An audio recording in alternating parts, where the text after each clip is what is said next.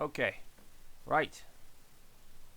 So you see, last week we just started a new topic about market structure, right?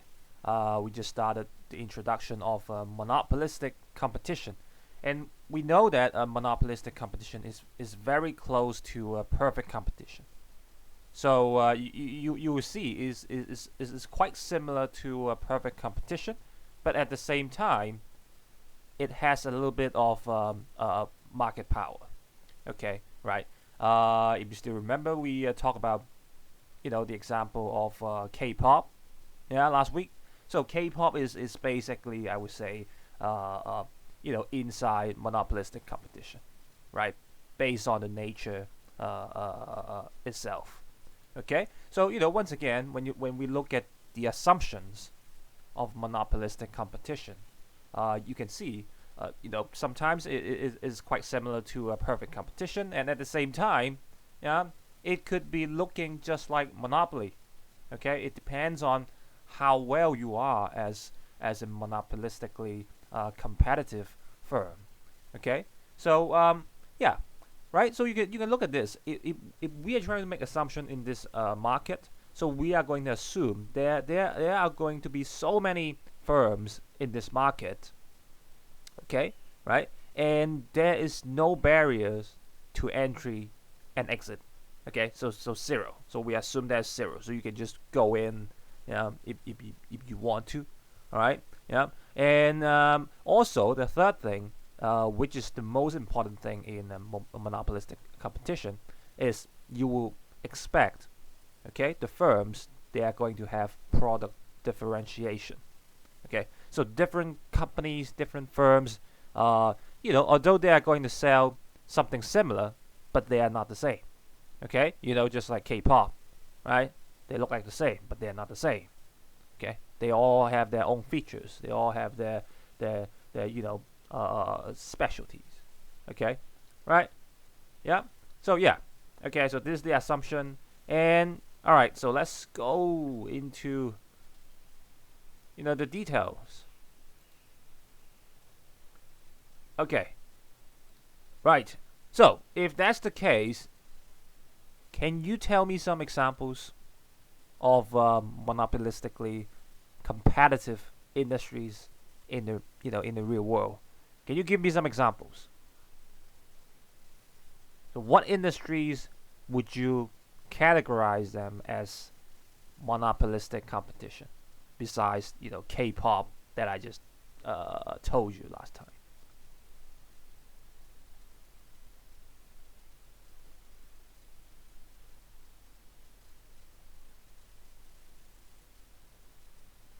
Ideas?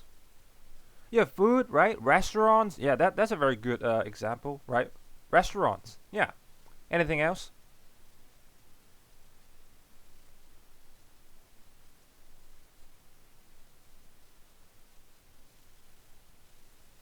Phones.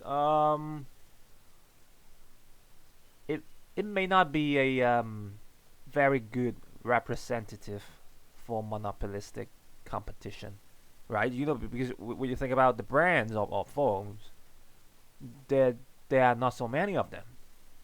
Yeah, maybe 10 to 20. Yeah, in the whole world.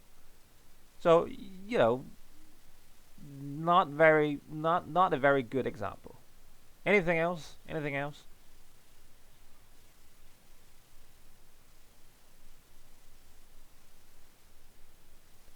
Schools.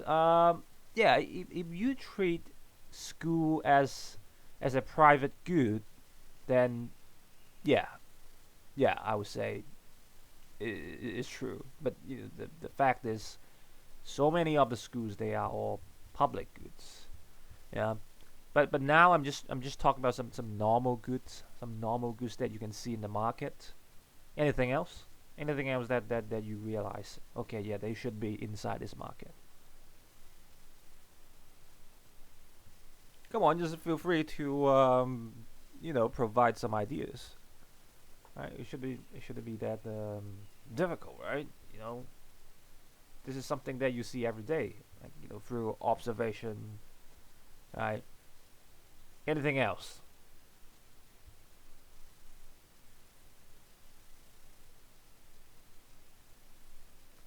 Hotel, yeah, hotel, yeah, that's true. Yeah, hotel, hotel industry, yeah, yeah, that's good, right? Even though we only know some of the very big brands, but there are so many other small companies, like small hotels, or if you even put motels inside that category, yeah, then there will be so many brands. Okay, yeah, so that's good. Yeah, um, right. Yeah. Anything else? Come on, just give me a few more. There should be a lot more. Just give me a few more. Streaming services.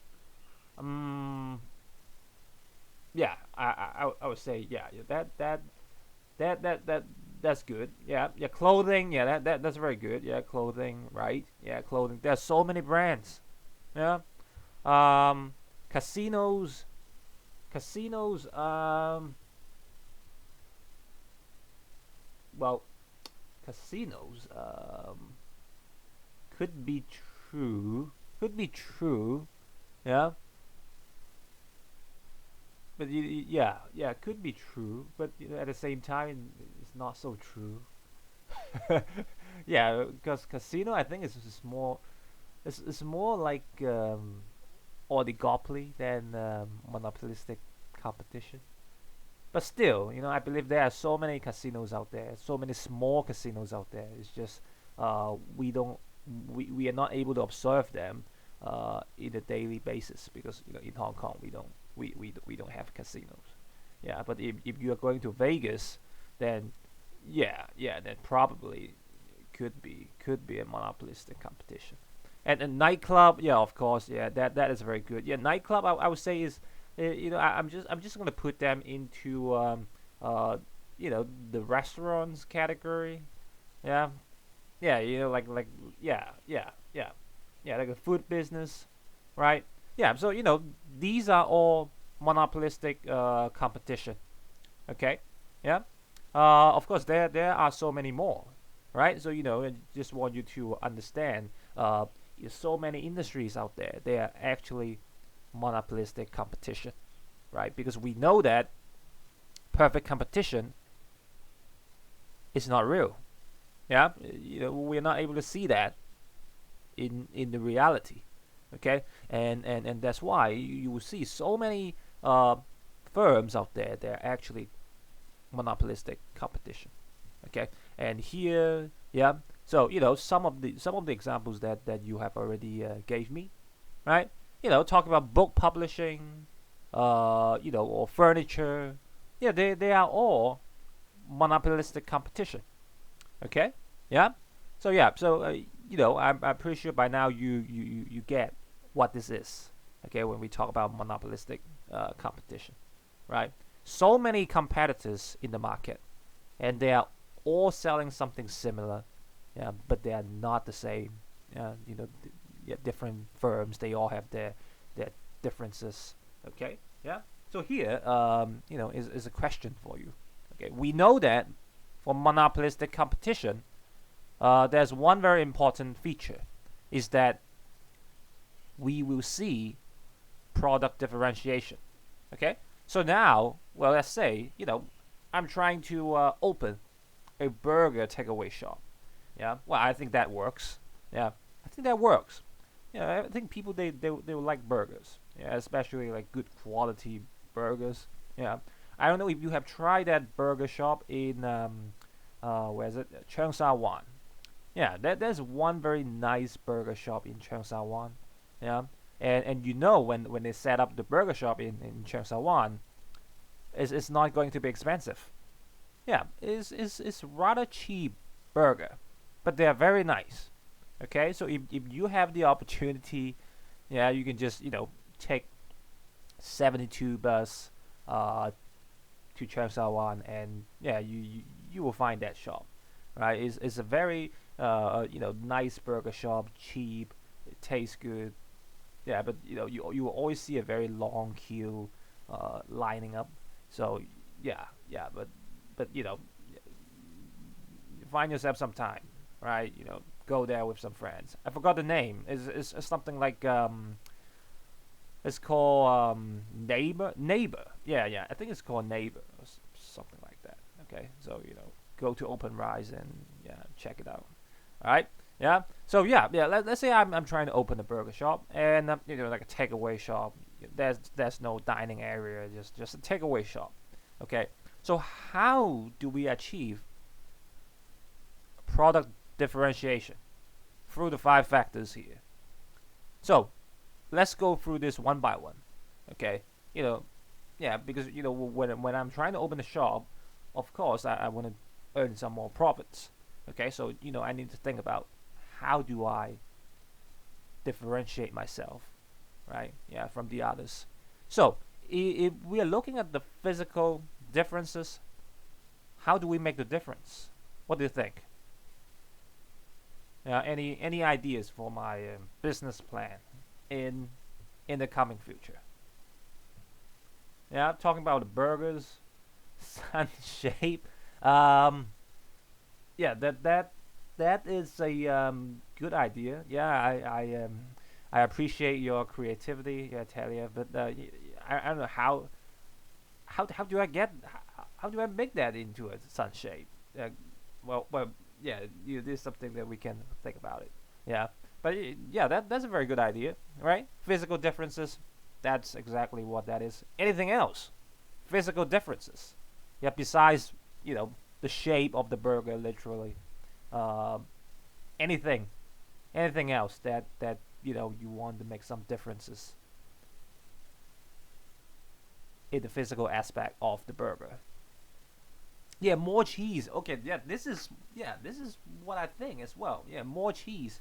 I don't know, but Hong Kong people they love cheese, right? They love cheese.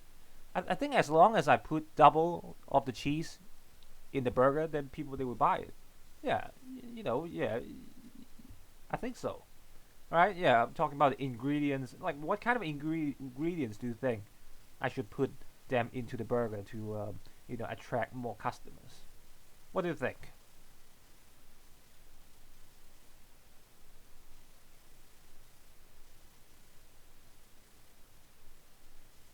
Well, no ideas. Come on, it's not even an econ question. So let's say we are all opening up, a burger shop. Like when you are trying to sell your burger, what do you expect? When the customers they are looking at the burger, they will be attracted to your product. Yeah, what more ingredients should we put into the burger? What do you think?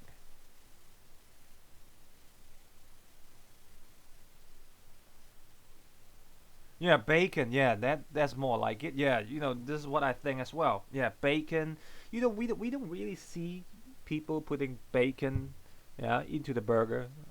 Well, quite often, in many shops. But putting bacons in the burger is good. Yeah, you need to try that, right? Beef. Yeah.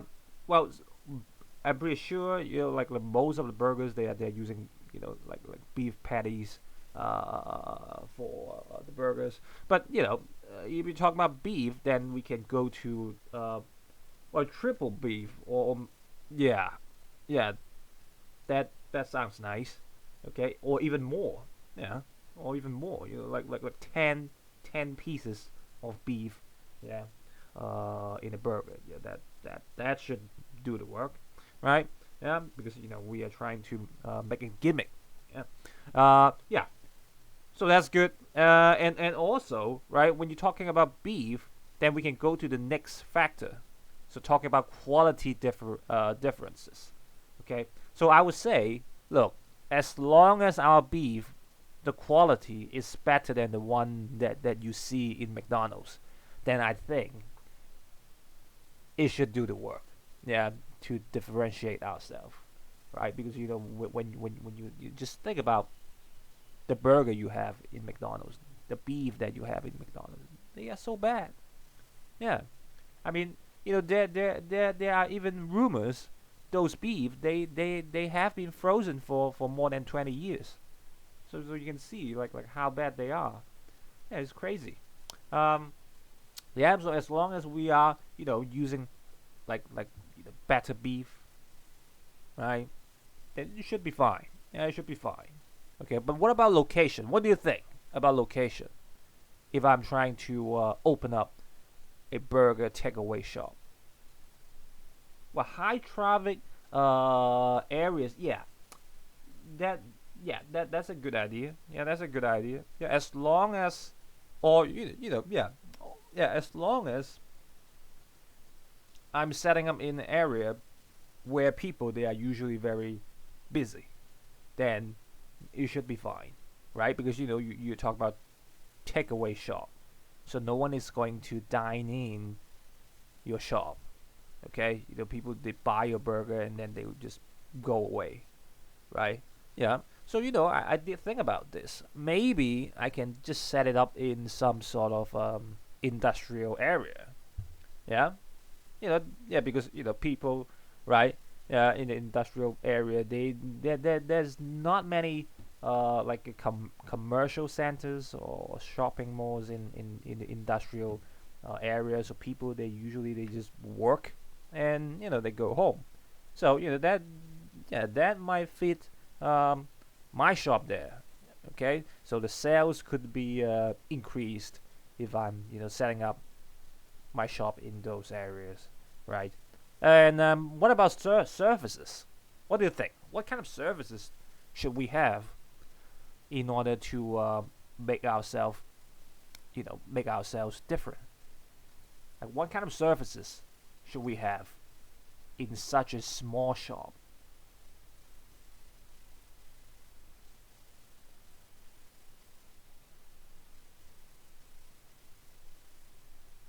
Any ideas? Come on.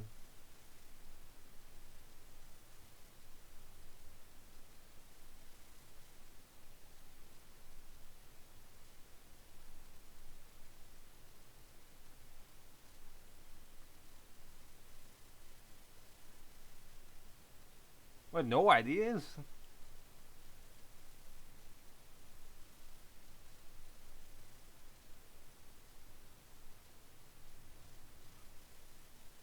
Well, like providing Food Panda, Deliveroo, um, services. Yeah, I believe they are also, yeah, some of the differentiation that we can make, right?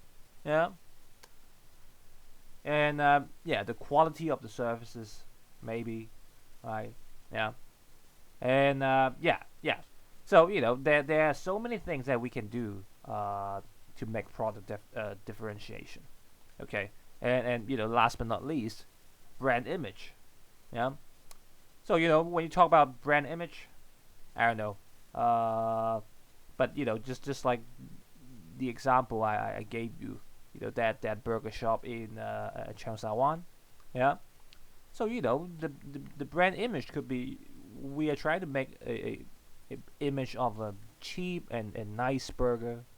Yeah. So that's what we are aiming for.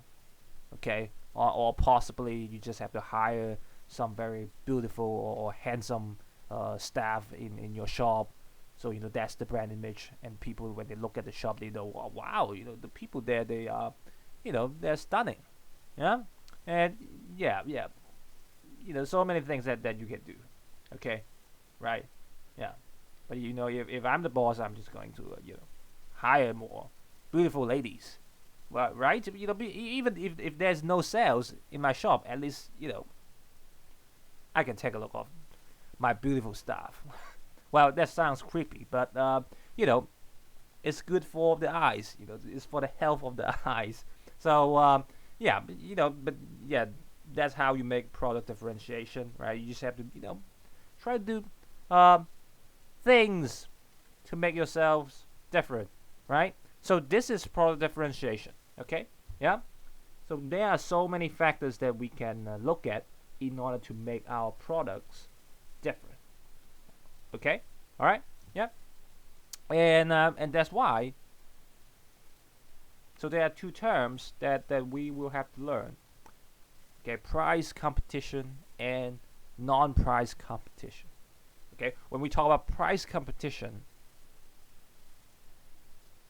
what do you think it is?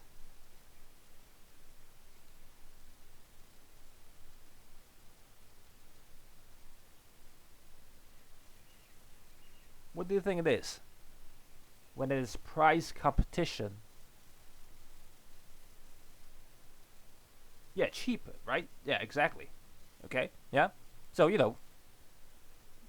we're just trying to lower the price in order to attract more customers. That's price competition. Okay, so non-price competition is when you are not using price as a tool to attract customers. That's non-price competition. Okay, all right, yeah. So any examples of non-price competition? Oh, okay, Supreme. Yeah, that's an exact example, right? Yeah. So talk about different brands. They all have their because they have a different quality, and that's why yeah they're able to pull out, right? Like a non-price competition. Okay, yeah, they're able to pull off that non-price competition. Okay, so this is what we have been talking about non-price competition. This is what you will always see in monopolistic competition.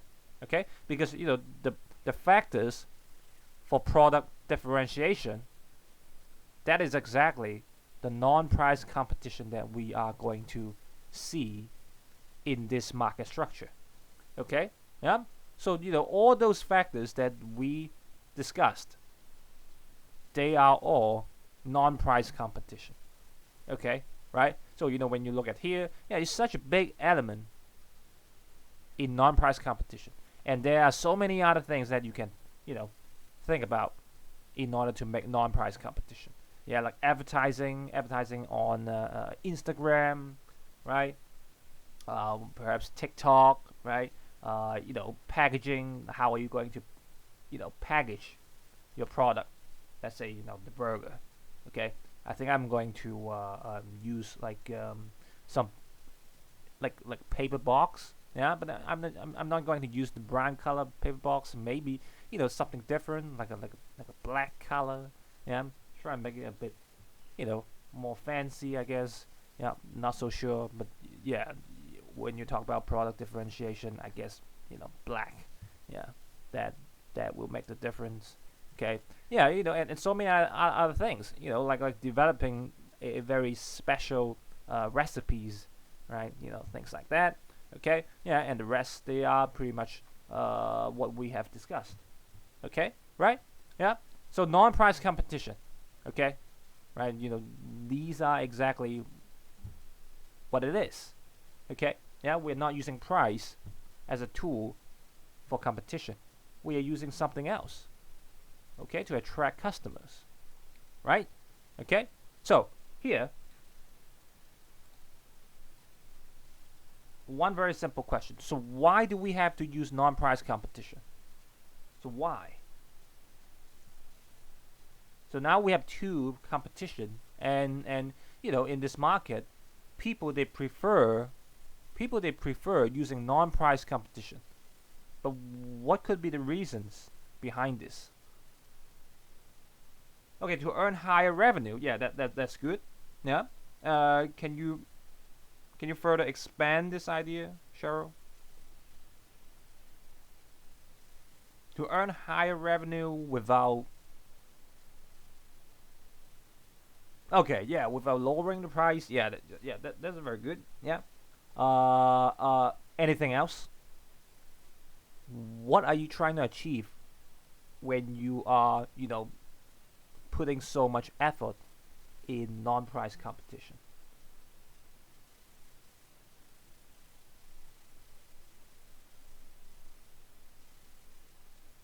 Besides, trying to earn more revenue. I mean, the end product should be, earning more revenue. But think about some other tiny details.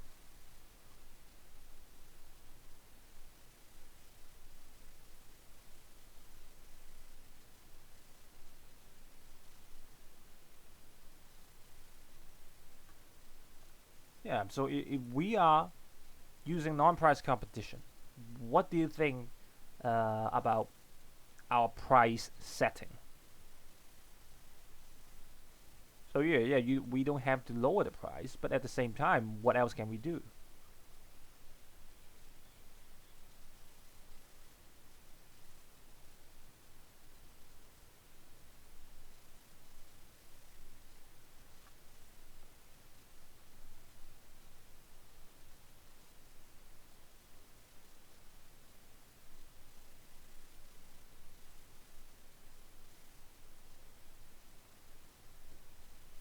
Hello, I.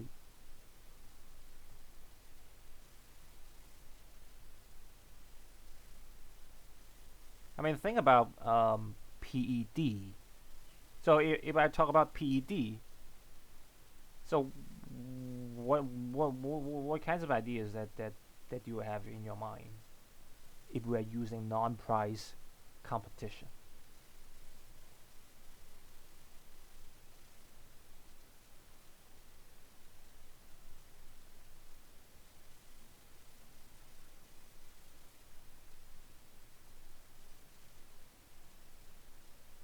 Anyone? Hello? No?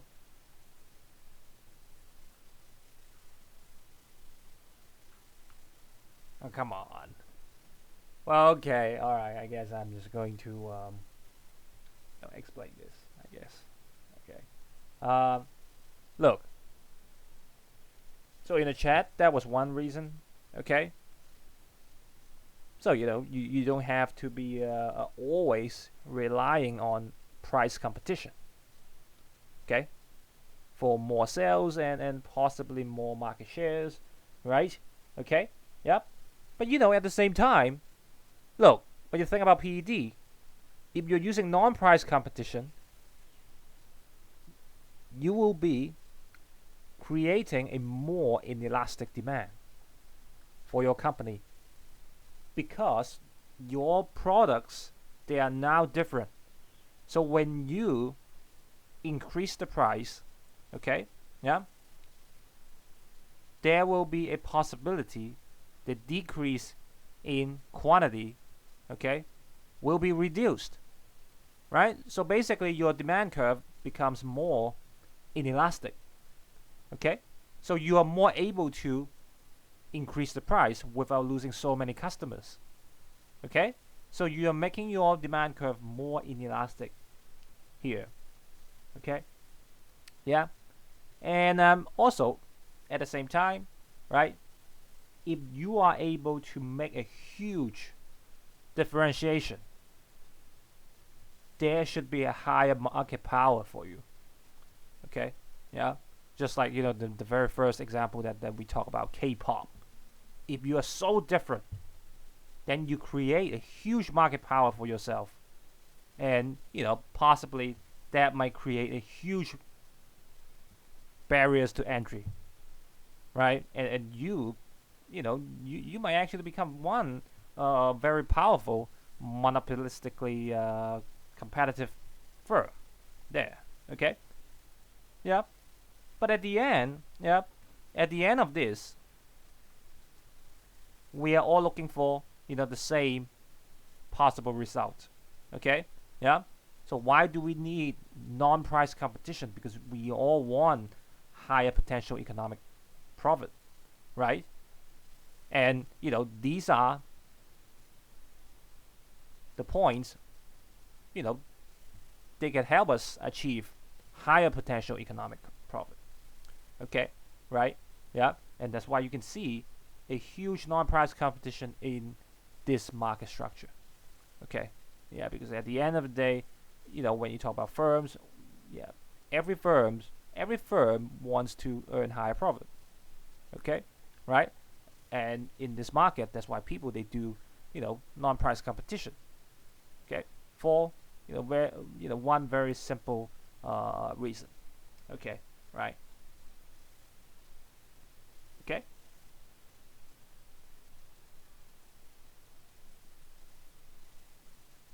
Yeah. Okay. Right. All right. So let's talk about the diagram in this market structure. Okay. So if look, if this is what it is for monopolistic competition, What do you think about the demand curve? What will the demand curve look like in this market?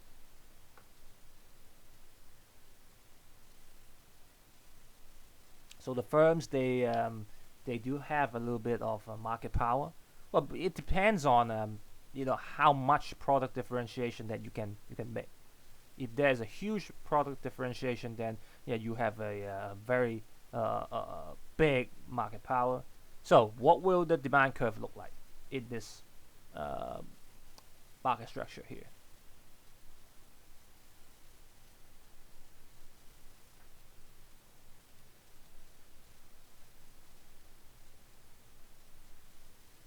Hello.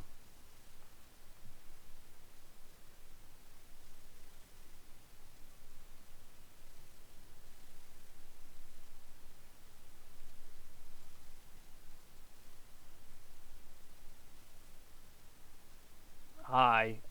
Hello. Hey, is anyone here?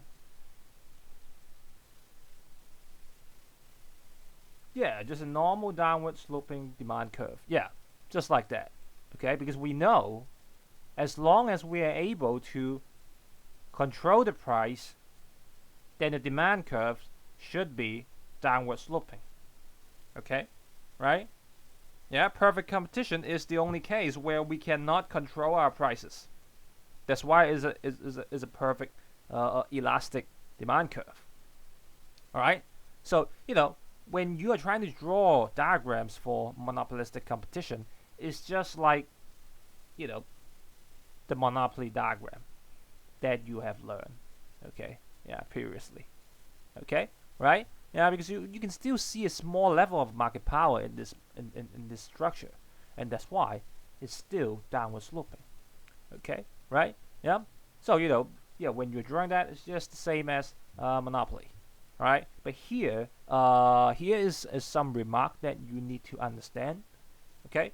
Yeah, because when we are talking about monopolistic competition, okay, although they are selling something similar, right? When we talk about goods in the same industry, but they are not really the same. So therefore, we cannot come up with the industry or the market supply and demand curve. Okay, because all the goods, they are basically different. Okay, so that and that is why when we are talking about monopolistic competition, we are not able to derive and market a market demand curve. Okay, unlike perfect competition, where we are going to have two diagrams, right, side by side, so we can see what is happening in the market and also in the firm. Okay, but for this market structure here, because things, they are just different. Okay, and that's why, because they're different, we cannot group all of them together to form a market demand curve. So there will be no market demand curve or no market supply curve for monopolistic competition. Okay, so in this context here, we are just going to discuss, we're just going to examine, the diagrams at firm level. Okay, at firm level. So you are going to expect there is only one diagram when you are drawing this monopolistic competition. Okay, just like monopoly. But monopoly, the reason is different, because when you are trying to draw a diagram for monopoly, that is the firm as well as the market as well. Because when you are talking about monopoly, usually you are talking about the only one in the market. So basically that is the firm and that is the market as well. But here is different. Okay, yeah, because we cannot derive the market demand curve or the market supply curve. Yeah, so that's why we are just going to draw the diagram for the firms. Okay, all right, yeah. So yeah, I just want you to understand this. Okay, right. Okay, yeah. So once again, just like perfect competition and monopoly, yeah, we will have short run and long run. Okay, in this market structure, right? And in the short run, where you will see the same patterns.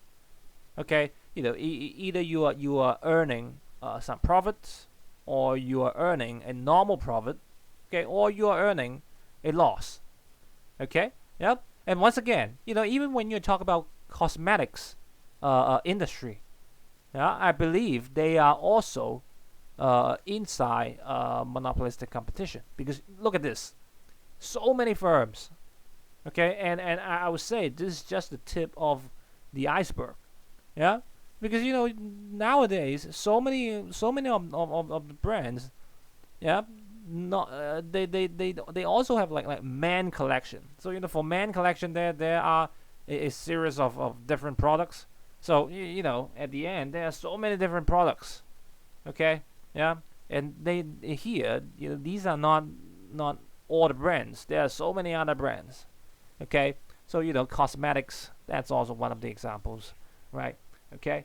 Yeah, so in the short run, right, you are going to expect there are the three possibilities, okay, right? But what about in the long run?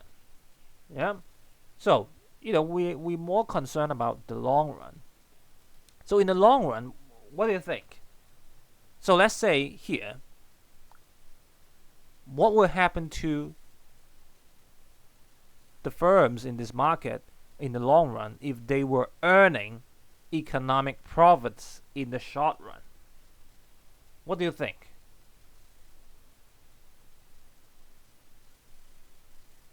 So if they were earning economic profits in the first place, so what will happen to them? What will happen to this monopolistic competition in the long run? So to answer this question, you may want to go back to the assumption. Yeah, you may want to go back to the assumptions. Okay. Yeah. So once again, what are the assumptions? We have three assumptions in this market structure here. So can you quickly list out, the three assumptions for this market?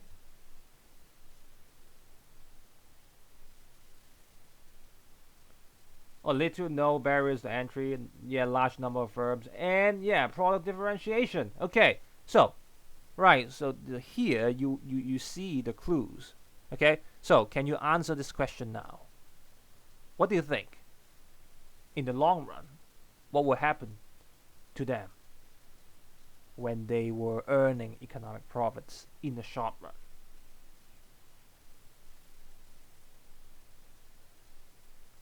Any ideas?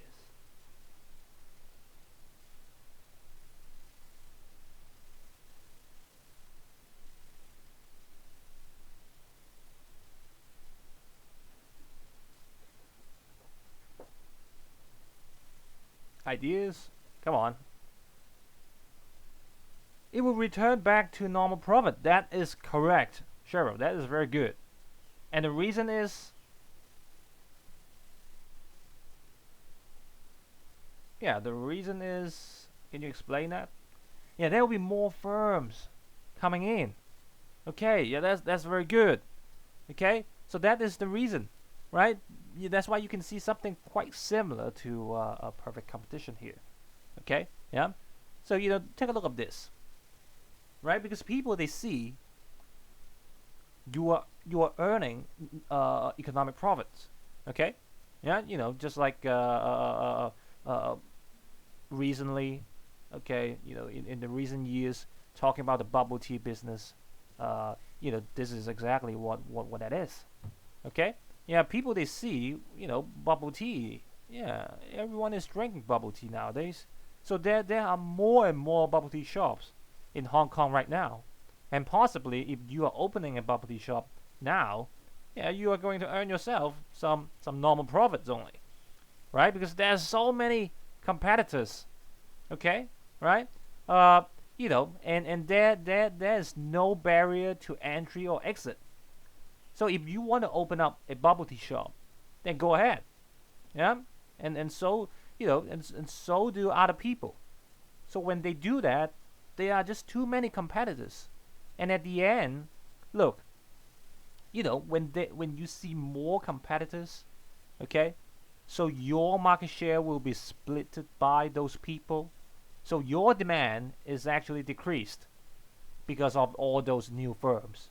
Okay, so in monopolistic competition, we are going to explain it this way.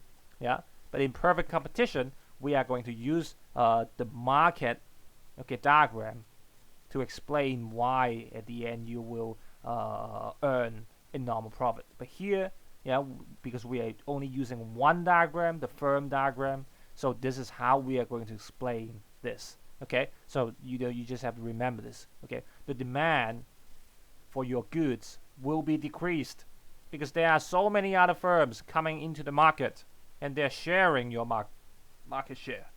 Okay, so at the end, right, when your demand is shifting to the left, the price is getting lower. Okay, yeah, it's getting lower. Yeah, so as soon as it's getting back to normal profit, then there will be no more newcomers. Okay, because they know, yeah, if I come in, there'll be no profits. Yeah, so I'm not coming in anymore. All right. Yeah, so this is the case. All right. So if you are trying to draw, like diagrams for this, so this is how you are going to draw it.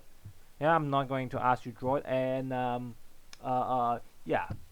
So this is how you should draw it. So here, right? This is the short run. Okay. So you take a look at this. MC is equal to MR. Yeah, profit maximization.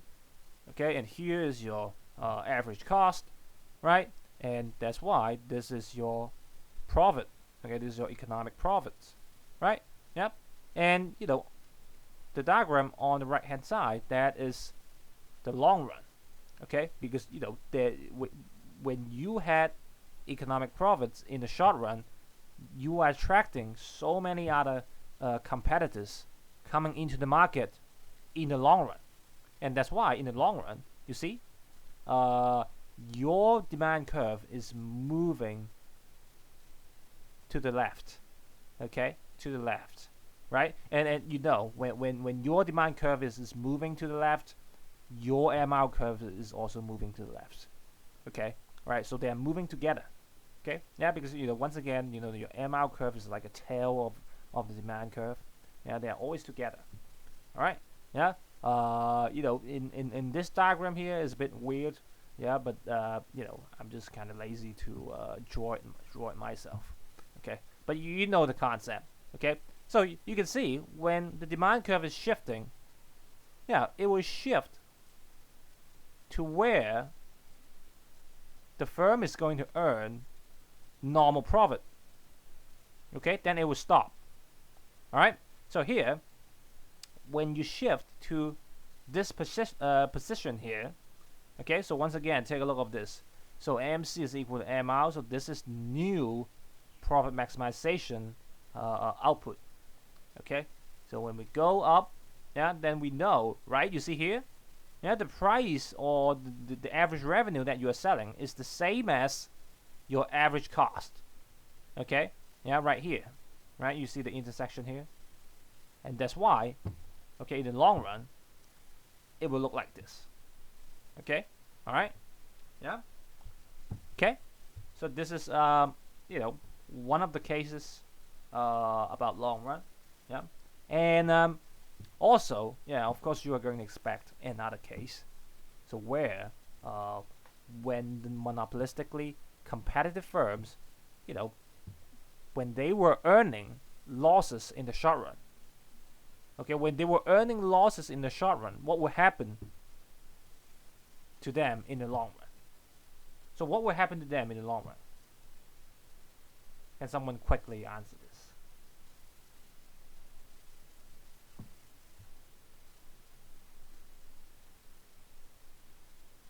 Yeah, firms, they will exit. Okay, if they cannot sustain the businesses, that they will exit, and it's just the opposite. So if they exit the market, there'll be less competition, and you will get more market share. So the demand for your goods should be increased, and at the end, it will increase back to normal profit. Then, yeah, people, they will stop leaving. Okay, because even though you are earning normal profit, but you can still sustain your business. So yeah, that's where they would stop leaving the market. Okay, so it's very similar to what you see in perfect competition. Okay, all right, yeah. So at the end, the diagram is very similar.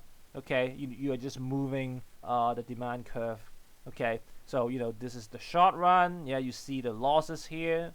Okay, and in the long run, so you are going to expect you will shift the demand curve to the right. Okay, to the right. So before it was here, yeah, and then now you shift it to the right. Okay, until look here. Okay, the new profit maximization right here.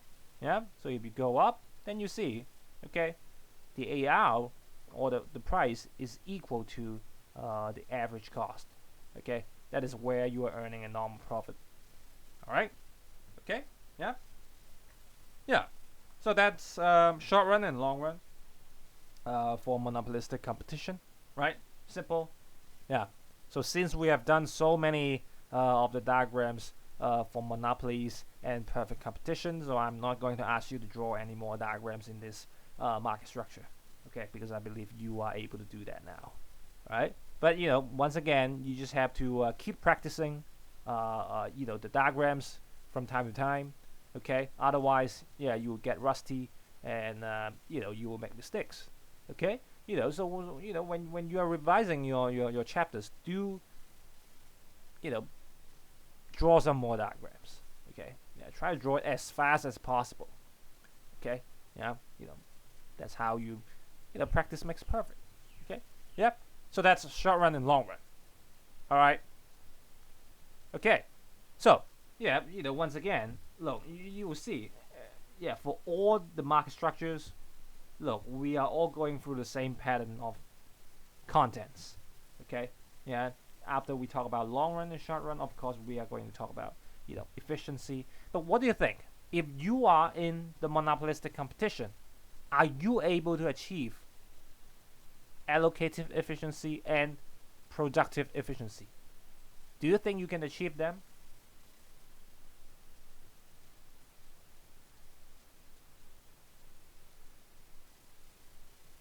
What do you think?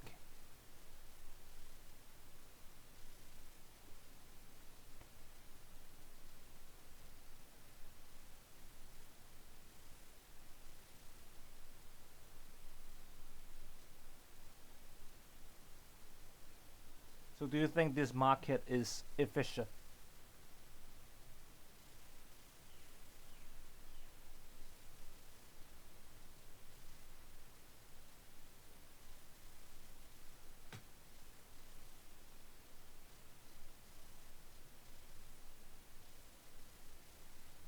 Wait. Hold on a second, Kirsty. Just because it is earning normal profit doesn't always mean you'll get efficiency. That is not the case. Okay, don't get confused. Alright, just because when you see in perfect competition, when you are earning normal profit in the long run, then you will get all kinds of efficiencies.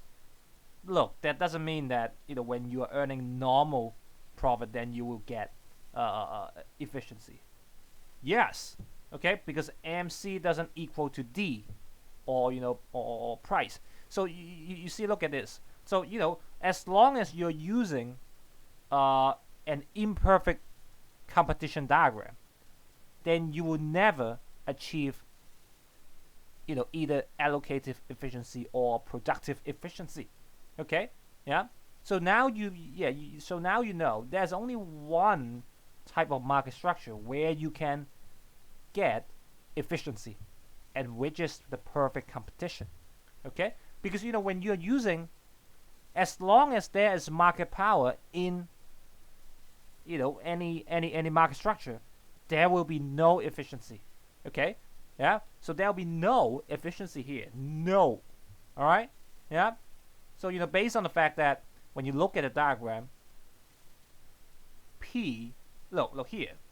Okay. Yeah, because we know all the firms, they are all aiming for profit maximization. And when we are in a downward sloping demand curve, and we are aiming for profit maximization, demand, or you can say MR or P, is always higher than MR.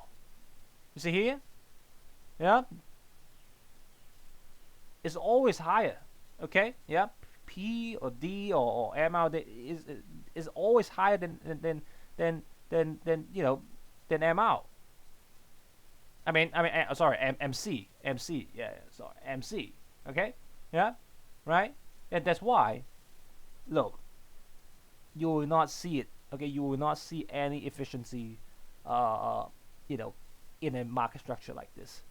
Okay, yeah. Of course, it's going to be less inefficient than monopolies. Okay, but it is still not able to achieve allocative efficiency or productive efficiency. Okay, yeah. But you will see, the efficiency does improve in this competition.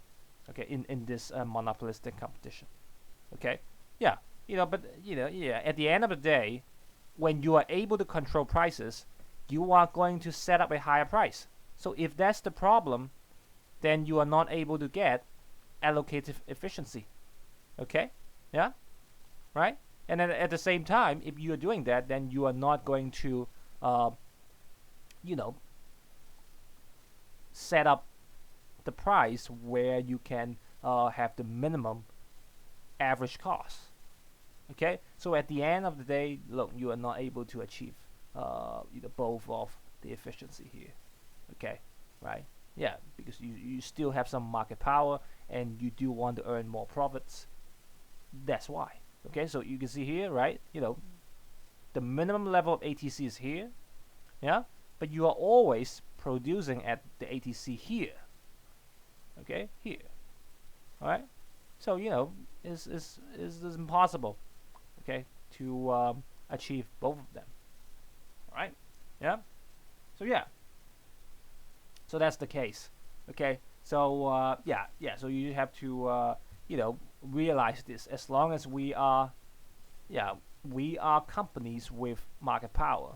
I don't care what level of market power that you have. As long as you have a little bit of market power, then you are not able to achieve efficiency here. Okay. All right. Okay. Yeah. So yeah. So this is basically the last part of this market structure here, I believe. Yeah. And here is just once again the comparison. So very quickly, we still have like 4 minutes. Okay, I just want you to quickly do the comparison for me. Okay, so when I'm trying to compare monopolistic competition and perfect competition, so what are the differences, or are they the same? So when we talk about the number of firms, what do you think? Come on, just quickly, just throw out your ideas, and let's try to finish this chapter in just one lesson. Come on. Well, the first one, what do you think? Perfect competition, large number. What about monopolistic competition?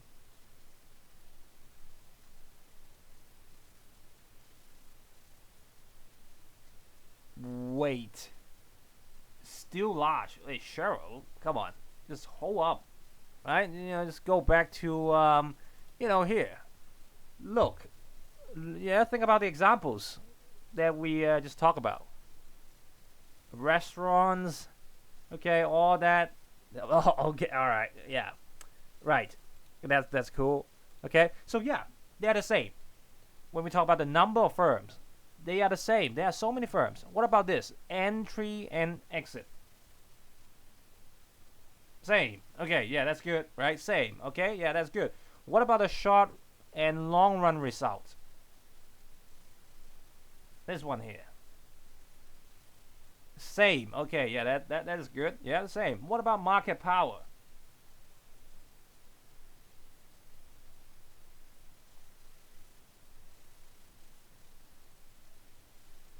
Different. How?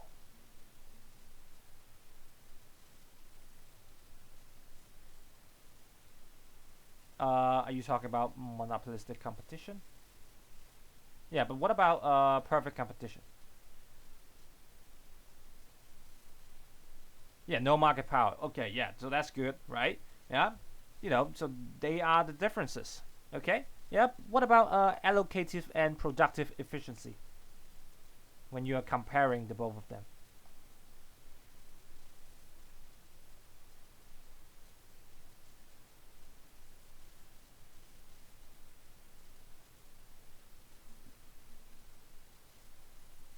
Hello.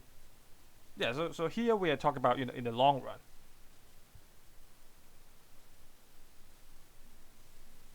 Yep, monopolistic, no, and perfect competition, yes. Okay, right? Yeah, based on the details that we discussed. Okay, yeah, product variety. What do you think?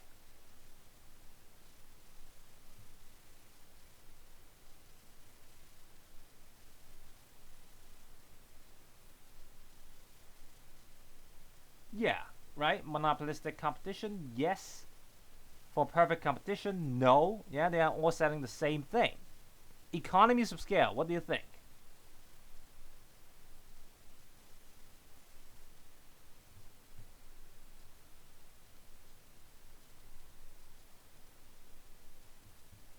Well, logically, yeah, Kirsty, logically, I would say no for both of them.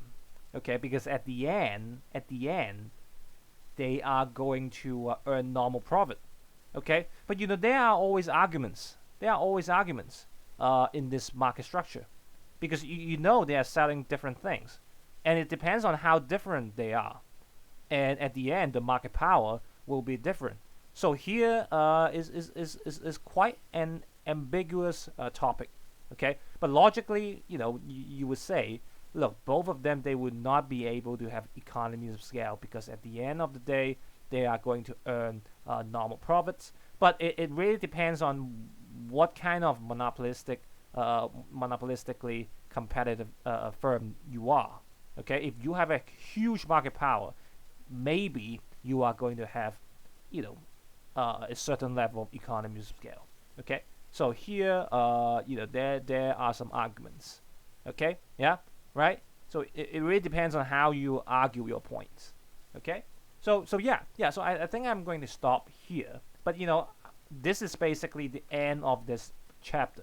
Okay, we just have one more comparison, yeah, here. So I think I'm gonna leave it to next week, and then we'll go to the last market structure, and finally the last market structure.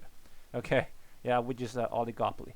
Okay, so once again, I'm going to give you homework. Okay, so which is the same worksheets that you have been doing.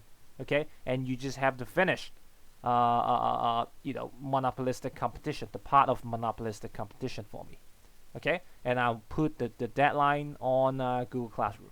Yeah, it should be next week. Okay, on Tuesday. All right. Yeah. So yeah. Okay. So enjoy your holiday. Okay, and I'll see you guys next week. Okay. Bye guys. Bye.